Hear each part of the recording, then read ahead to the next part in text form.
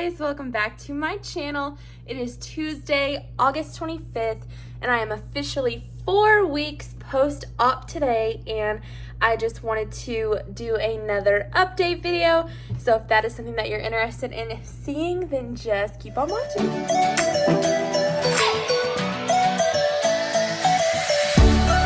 So 4 weeks post-op, I had my gastric sleeve or VSG surgery on July 27th of 2020, and I finally reached the 4-week post-op goal, so I'm really happy about that.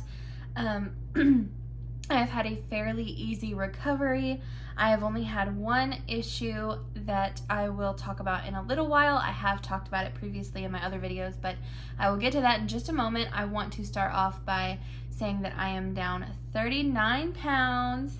So I only lost 1 pound between last week's video and this week. I did weigh a couple times throughout the week, and it would go between 1 and 2 pounds lost, and as of this morning I was only 1 pound, so that's what I'm gonna count.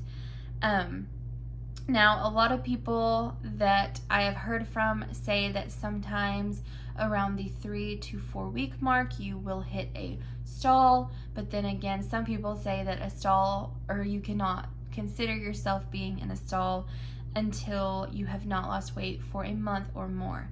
So maybe this is just a slow week. You know, my body is still recovering while I am about a month out. You know, my body did go through quite a bit, and I do have the issue that I will talk about in a moment that could have an effect on that. I'm not totally sure. But yes, I am down 39 pounds. I was really hoping I would be to 40, but almost. Hopefully in next week's video, I will be able to say that I am officially 40 pounds down. I am trying to up my water intake. I am trying to get as much protein in as I can. But yeah, that's where I am with my weight loss. And the next thing I want to talk about is that issue or complication, which is just my drain hole. I've mentioned it previously in other videos, but my drain hole is still not completely closed. It is looking much, much better. I had a scare there thinking that it might be infected. I did call the doctor last week, or I called my surgeon's office, and my surgeon was actually out of the office for the rest of the week. I believe it was Thursday when I called, but the nurse said that what she could do is that I could come in and she could put steri strips on it, but I already had steri strips here at my house, so I asked her if I could just put them on myself, if that would, you know, suffice, and she said yes, I could just cover them with steri strips and just keep it covered. So that's what I've been doing. As of today, it is still draining.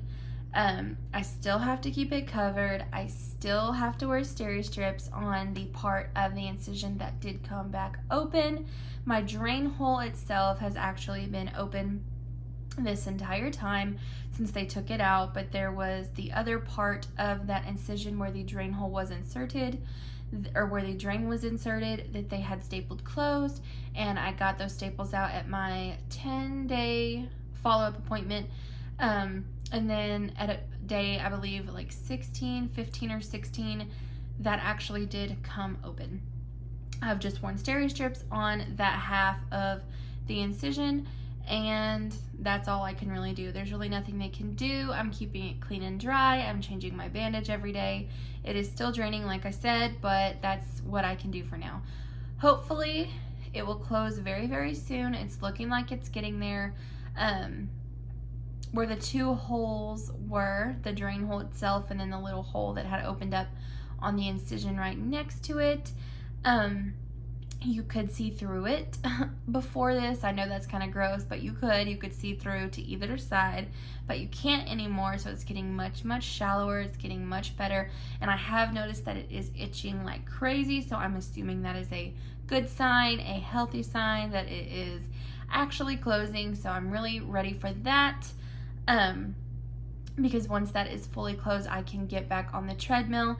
Last week, I did walk on the treadmill 3 days in a row for about 30 minutes, but then when I had talked to the doctor on Thursday, they told me not to walk or not to use exercise equipment until this is healed fully. So not that I can't walk, but I shouldn't walk on a treadmill, and for that long of a time all at once, I guess. So I haven't been doing that. I was also lifting my 10-pound arm weights. Not doing that either until this is fully closed. I don't know. They said something about the stretching motion.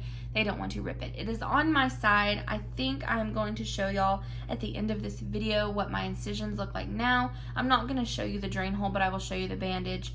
So you can just kind of get an idea of where it's actually at on my body. So stay tuned to the end of the video if that is something that you want to see. If not, you can just, exit out of the video. I won't judge you. It's kind of gross, but for some people, you might be interested in what my incisions look like. All the rest of them are nice and healed. There's scars, but they are looking pretty good. So yeah, stay tuned if you want to see that at the end of the video. But other than not being able to exercise with equipment or things like that, I have been slowly but steadily getting back to cleaning my house. I've been vacuuming, dusting, doing laundry, everything like that, which I have felt like I could be doing that stuff since 2.5 weeks. Even 3 weeks was when I was supposed to be cleared to do that. They just told me to be a little bit easier since I still have the issue with my drain hole, but I've been more than ready to get back to cleaning and get back into my routine. It's kind of hard to just rest, and I know that for some people they have had a much harder recovery than I have, and 4 weeks they're still pretty beat. For me, I was feeling great at 2 weeks. I was feeling like I could pretty much be back to normal, other than having to just be really careful because of my drain hole, everything else. So being able to get back into my routine and my groove, and being able to do laundry and being able to clean and to cook every night and things like that has really lifted my spirits, and it has been something that has been very good for me. So I'm really excited about that. Plus, I think being able to get up and move around more obviously will help with my weight loss. So I'm really happy about that. And let me think about what to talk about next. I have my points written down over here, so if I'm looking down, that's why. I have been writing them down on a piece of paper, and then I bring it over here with me when I go to film so that I don't forget anything that I want to talk about. I am struggling with liquids. I'm trying very hard to up that because I know that the more liquid I can drink, the better my weight loss will be. But it is hard, y'all. I was never someone who could drink a lot at one time anyways before my surgery. So especially now, if I guzzle my drinks, then I just get a really full feeling in my chest, and it's kind of uncomfortable. Not painful, but I can just tell that, okay, I need to slow down. That's too much. But if I don't sit down and make myself drink sometimes, I just won't do it, and I will start to feel pretty sick. I do notice that about halfway through the day, I have been getting a headache the last couple days, and I am pretty positive that that has everything to do with the fact that I am just not getting that much liquid in. I'm trying to finish 2 of my cups, these cups that I've talked about before. These are 30 ounces. Try to get 2 of these in. That is 60 ounces. And I've also been incorporating some like sugar-free tea. I will use stevia, or my husband made some tea with stevia, and I drank that. That was pretty good. And I also get these drink mixes from Walmart. You mix in, it's kind of like Crystal Light. You mix it into a gallon-sized pitcher and just stir it up, and it's sugar-free. They have orange, grape, cherry limeade, etc. I've been trying to drink those just because I'm allowed to drink those. There's no carbonation or anything like that, and they go down pretty good. But I've always been a water girl. I don't really like to drink soda. I never did. I don't really like flavored things that much. When I'm drinking, I just prefer water. So I have added a straw. I know some people, surgeons, are against that, but I just have this metal straw, and it helps me actually drink more. For me, it doesn't really cause any discomfort or anything like that. I know that a lot of people's surgeons say no straws due to the fact that you will swallow air, but I honestly, this is just me personally, I advise you to listen to your surgeon and your nutritionist and what they have told you. But in my experience so far with the straw, I suck in less air than I do trying to drink out of the lid of those cups. I don't know if anyone else has that problem, but when I try to drink out of cups like that, for some reason, I'm over here like gulping a bunch of air down. So using the straw, I think, is helping me get some more liquid in. But yeah, I'm just trying to do that so that I can get back to losing a lot of weight. And what else with eating? So I'm pretty much eating what feels like pretty much anything that I want right now. Obviously I'm not eating anything hard, no chips, no crackers, no bread or rice or pasta, things like that. However, like last night I made pulled pork. I cooked a pork roast in my crock pot all day long, and so the meat was very, very soft. It just fell apart and it was delicious. I didn't have any sugar-free barbecue sauce on hand, so I did end up just using about a tablespoon or two of regular barbecue sauce. Barbecue sauce has a lot of sugar in it, so I would advise you to use sugar-free condiments if you can. I always try to, but I just didn't have it on hand. Couldn't find it at the store, but that's okay. And so I had the pulled pork, and I made a baked potato for me, my husband, and an extra one for him to take to work.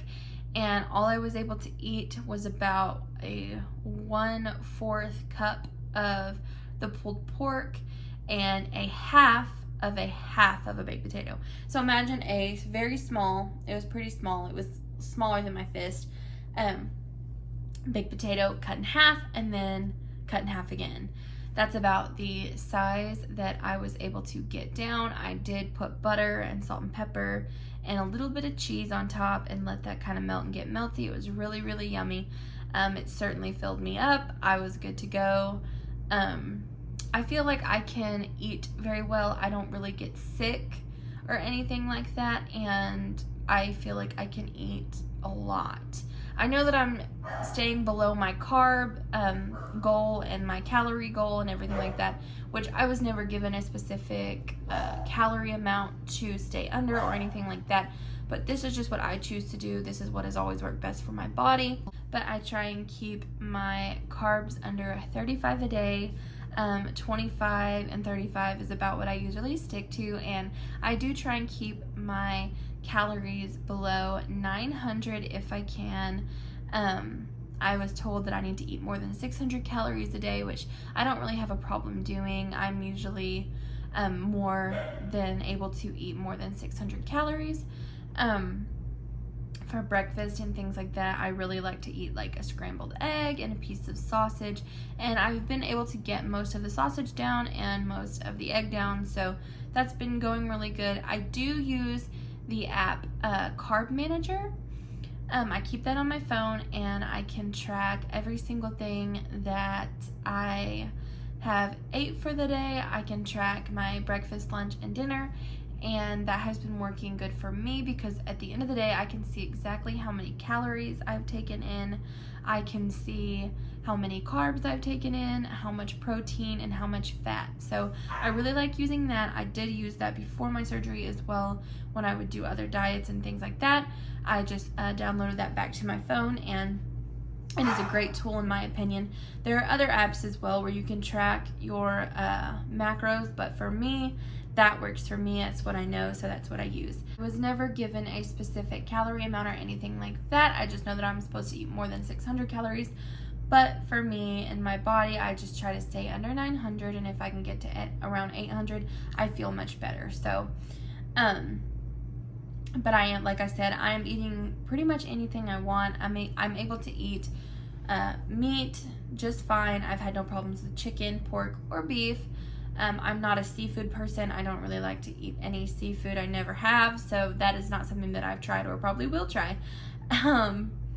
But potatoes go down really well. That's pretty much the only like starch that I have really introduced back into my diet, and really, really soft boiled or baked or roasted or mashed potatoes has been really good for me. Just a couple little bites. and I am eating green beans and put a lid on it and got them very, very, very soft. And that went down okay. I've been very lucky that everything that I've tried so far has gone down just fine. I don't remember if I said this a minute ago, but I feel like I'm definitely someone who can eat quite a bit more than some people. I don't know if that is a sleeve thing, but you know, on a lot of the bariatric like Facebook groups that I'm in, a lot of people say that they can only eat a bite or two and then they're stuffed, they get pressure in their chest, they get nauseous, etc. That doesn't really happen to me. I definitely can tell when I am full.